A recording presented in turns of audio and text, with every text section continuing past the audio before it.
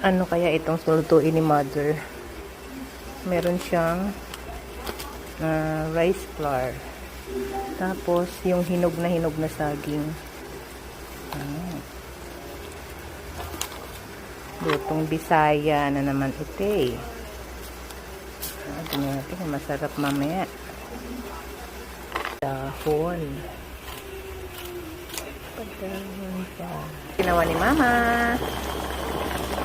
Sa kanyang suman. Suman pala yun guys. Saging na may rice flour. At naluto na nga siya. Tikman natin.